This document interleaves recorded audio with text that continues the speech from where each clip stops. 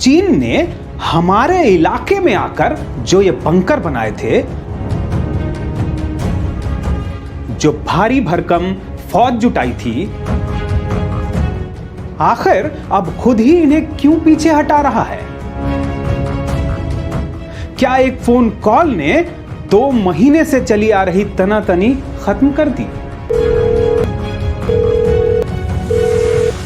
या फिर हम खुद ही पीछे हट रहे हैं? क्या है डोकलाम के बाद अब गलवान से चीनी पलटन के पीछे हटने की पूरी कहानी? सबसे पहले देखते हैं एलएसी पर चीन की ताजा पोजीशन। गलवान घाटी के पेट्रोलिंग पॉइंट 14 से चीन पीछे हट गया है। यही वो जगह है जहां पर दोनों देशों के बीच खूनी संघर्ष हुआ था। भारत ने अपने 20 फौजी गंवाए थे। चीन का भी अच्छा खासा नुकसान हुआ था। अब चीन ने यहां से अपने बंकर, अपने टेंट, जो टेम्पररी कंस्ट्रक्शन किए थे, वो सब हटा लिए हैं। अपने अधिकांश फौजियों को यहां से वापस ले जा चुका है, गाड़ियां हटा ली हैं और ये जो इलाका है लगभग 1.5 किलोमीटर से ज्यादा चीन की सेना इससे पीछे हट चुकी है। इसी तरह पेट्रोलिंग पॉइंट 15 और 17 से भी पीएलए पीछे हट रही है। पेंगोंग लेक में फिंगर 4 से भी पीछे हट रही है और ये वो इलाका था जहां दोनों सेनाएं आंखों में आंखें डाले खड़ी थी। इससे पहले 2017 में डोकलाम में भी चीन को इसी तरह पीछे हटना पड़ा था। तो क्या इस बार भी चीन को मुंह की खानी पड़ी और 2 महीने बाद पीछे हटना पड़ा? क्या भारत कई दशकों के चीन के साथ के सबसे बड़े एस्केलेशन में एक बार फिर से मजबूत होकर सामने आया? सॉलिड सच जानने के लिए इसे अंत तक देखिए। सबसे पहले तो यह समझ लीजिए कि फौजें दोनों तरफ की पीछे हटी हैं, बराबर अनुपात में और बराबर डिस्टेंस पर पीछे हटी हैं। और ये सिर्फ थोड़ा पीछे हटी हैं, वहां अब भी मौजूद हैं, बड़ी तादाद में मौजूद हैं, यानी खतरा कम हुआ है, टला नहीं है।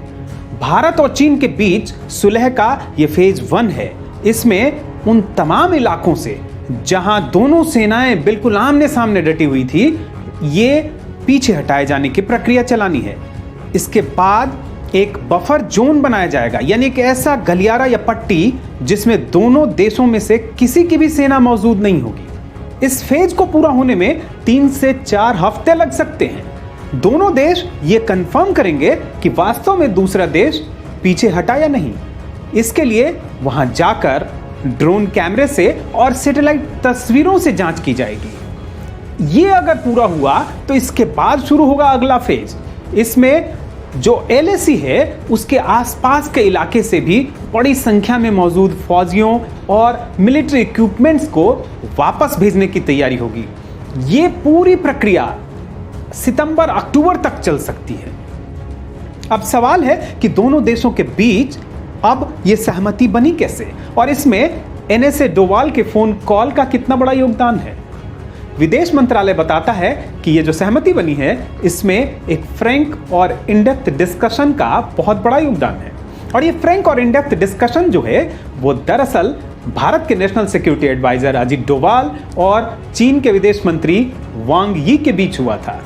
इसे सिर्फ फ्रैंक और इनडेप्थ डिस्कशन ही नहीं, बल्कि वास्तव में एक इंटेंस बातचीत या नेगोशिएशन कह सकते हैं। इससे पहले भी देश के लिए अहम घटनाओं में एनएसए डोवाल की भूमिका बहुत महत्वपूर्ण तरीके से सामने आती रही है। इस मामले में डोवाल को इसलिए बात करने के लिए आना पड़ा क्योंकि दोनों देशों के बीच एलएसी को लेकर बातचीत का जो मैकेनिज्म है उसमें डोवाल को ही स्पेशल रिप्रेजेंटेटिव बनाया गया है। तो क्या भारत अब निश्चिंत हो सकता है, और क्या यह भारत की जीत है? याद कीजिए 15 जून की वो खूनी रात जब दोनों देशों के बीच एक जोरदार संघर्ष हुआ था। उससे पहले भी चीन ने ऐसी ही सुलह की बात की थी। उस दौरान भारतीय फौज सिर्फ पेट्रोलिंग पॉइंट 14 पर यह चेक करने गई थी कि चीनी सेना ने अपने वादे के मुताबिक वो जगह खाली की है या नहीं, और उन पर घात लगाकर हमला किया गया था।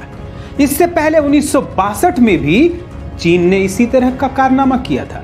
यानी चीन पर अभी आंख मूंद कर भरोसा नहीं किया जा सकता। और फिर ये जो प्रक्रिया है जिसमें दोनों सेनाओं को दूर हटना है, ये लंबी चलेगी और इस दौरान अगर थोड़ी भी तनातनी फिर से बढ़ी तो पूरी प्रक्रिया खत्म हो सकती है। एक बात और समझ लीजिए, चीन पीछे जरूर हट रहा है लेकिन वो भारतीय इलाके से ही पीछे हट रहा है और जिस इलाके में बफर जोन बनाने की बात हो रही है वो भी पूरा भारत का ही है। जाने माने सामरिक विशेषज्ञ ब्रह्मा चेलानी कह रहे हैं कि अगर भारतीय इलाके में ही बफर जोन बना दिया गया फिर तो भारत पूरी गलवान घाटी से ही बाहर हो जाएगा, जैसा चीन दावा करता रहा है। इस पूरे मामले को आसानी से समझने के लिए पेंगोंग लेक के इलाके में चलते हैं। यहां पहाड़ों में एक के बाद एक 8 ऐसी आकृतियां बनी हैं जैसे इंसानी अंगुलियां, इसलिए इन्हें फिंगर कहा जाता है। इनमें फिंगर 8 तक भारत हमेशा से पेट्रोलिंग करता रहा है, लेकिन ताजा संघर्ष के बाद से चीन की सेना फिंगर 4 पर आकर बैठी है और अब जो सुलह हुई है इसमें कहा जा रहा है कि दोनों सेनाएं फिंगर 4 से बराबर डिस्टेंस पर पीछे हटेंगी, यानी जो नियंत्रण रेखा फिंगर 8 पर होती थी वो अब फिंगर 4 पर आ जाएगी और ये इलाका कम से कम 8 किलोमीटर भारत की ओर है, यानी सैकड़ों वर्ग किलोमीटर का इलाका भारत के हाथ से जा सकता है। हो सकता है कि सरकार की कोशिश हो कि फिलहाल आमने सामने के तनाव को कम किया जाए, लेकिन जल्दी ही हमें चीन को दोबारा अप्रैल से पहले वाली स्थिति में लाना होगा, वरना ये शांति और कोशिशें अधूरी ही रहेंगी। चीन को लेकर आपकी अपनी राय जरूर बताएं और साथ ही सॉलिड बात को अपनों से साझा करना ना भूलें।